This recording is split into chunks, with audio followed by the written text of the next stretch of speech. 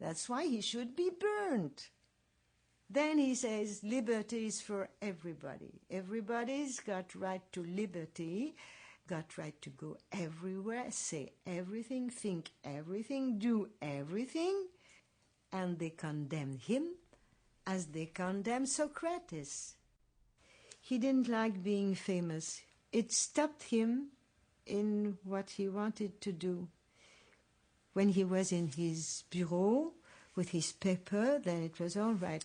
He gave rendezvous sometimes to people, but when he was stopped in the street for autographs or somebody who said hello, he hated that.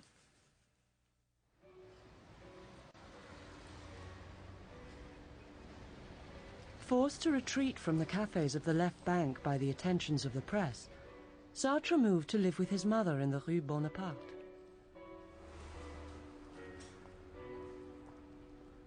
They lived quietly, often playing piano duets together, and Sartre was free to write, away from the prying eyes of the world.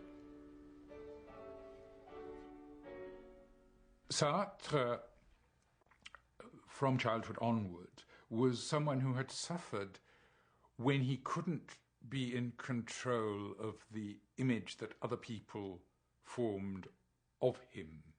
This, for him, was hell. This was hellish. This was acutely worrying.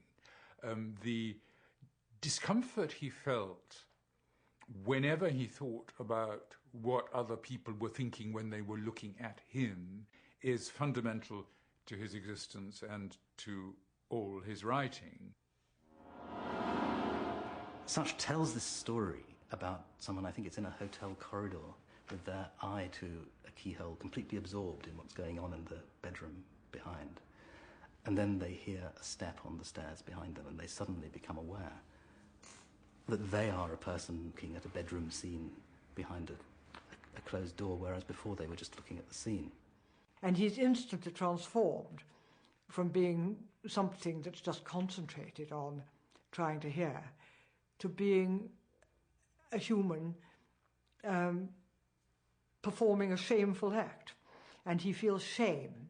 And the very existence of shame proves that we are always under the eyes of other people. If we can even feel shame, this means we know that other people are looking at us, thinking about us. We start thinking of ourselves as though we were an object. And so we construct an idea of ourselves as an item in someone else's world. And that's the point at which something like a self comes into being.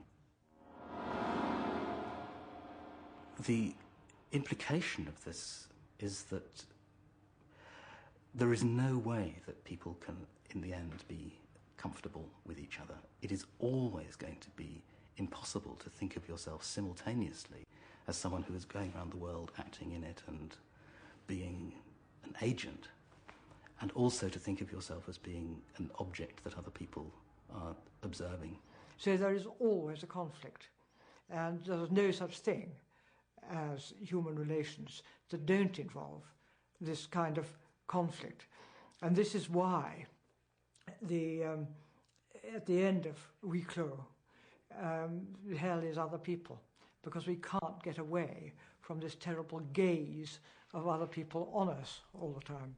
It's much, much more likely that you will hurt me. Huis clos, or No Exit, with its unforgettable catchphrase, hell is other people, was Sartre's most popular play. Look into my eyes. What do you see? Oh, I'm there. Oh, but so tiny. I can't see myself properly. But I can.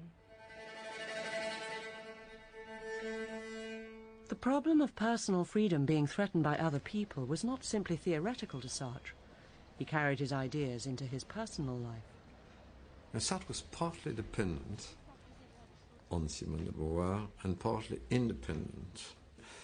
He had said to her in truly Kantian fashion, we shall have there is a necessary love between us, but we shall also have contingent relationships, translated into ordinary English or French.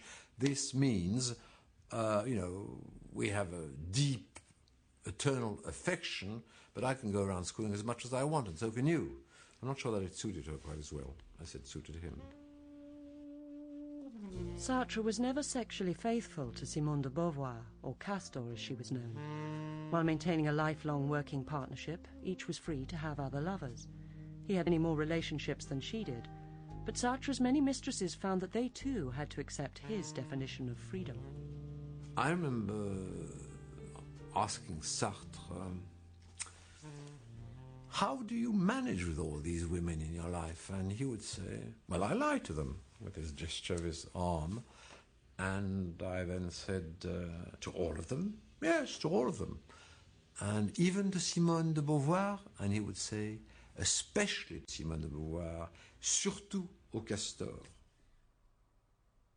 Simone's most long-term rival was Michel Vian. She met Sartre in 1946, and they were lovers until his death. Her time with him convinced her that there were flaws in his idea of freedom. Alors, la liberté, je l'ai conquise contre son idée de la liberté pour les hommes. C'est facile, vous comprenez, quand on dit les hommes, ça veut dire les hommes et les femmes. On sait bien que c'est pas vrai. It isn't true. Simone de Beauvoir's experience of this kind of relationship undoubtedly fed into her book, The Second Sex. It was published in 1949 and explored the effect on women of the post-war freeing up of sexual attitudes. La liberté extrêmement angoissante. Tout est possible. Dieu est mort. La morale, disons traditionnelle en tous les cas, la morale bourgeoise a périclité. Donc effectivement, il n'y a plus de, comment dirais-je, de garde-fous.